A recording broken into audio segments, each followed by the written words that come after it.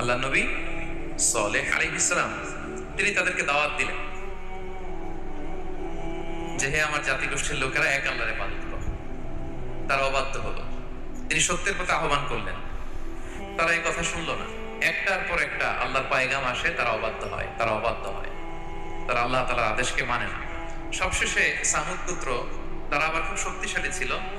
তারা পাহাড় কেটে আর্কিটেকচার করে ডিজাইন করে কিভাবে আবাসন তৈরি করতে হয়, পাহাড়ি এলাকায় মাউন্টেইন এলাকায় কিভাবে আবাসন তৈরি করতে হয় এটার ব্যাপারে এক্সপার্ট ছিল।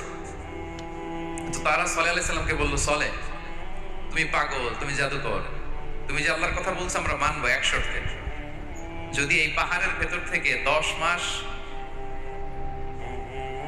গর্ভধারিণী একটা উট যদি বের করে আনতে পারো, এমন একটা শি ক্যামেল উট যদি বের করে আনতে পারো, যেই উটের পেটের ভেতরে একটা বাচ্চা থাকবে এবং ওটটা পাহাড় থেকে বের হয়েই বাচ্চা ভূমিষ্ঠ করবে, এরপরে উটের দুধ যেন আমরা খেতে পারি, তুমি যদি এটা দেখাইতে পারো তাহলে বুঝবো তুমি সত্য নবী। দোয়া করলেন, আল্লাহ আমার এই জাতি সামুদ, তারা তো চেয়েছে যে পাথর ভেতর থেকে যদি একটা উট বের হয়, ওর যদি বাচ্চা দেয় আর দুধ দেয় তাহলে তারা তোমাকে মেনে নেবে। আল্লাহ তুমি মেহেরবানি করে এই মিরাকেল, এই মুআজিজা তুমি তাদের দেখিয়ে দাও। আল্লাহ তাআলা দোয়া কবুল করলেন। হাজার হাজার মানুষের সামনে চাক্ষুষ দিবালোকের মুহূর্তে পাথর ভেঙে একটা উট বেরিয়ে এলো বিশাল আকৃতির,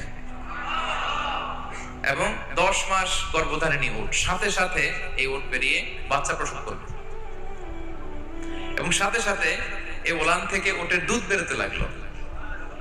হাজার হাজার লোক এটার ওলান থেকে দুধ নিয়ে তারা তৃপ্ত হবে।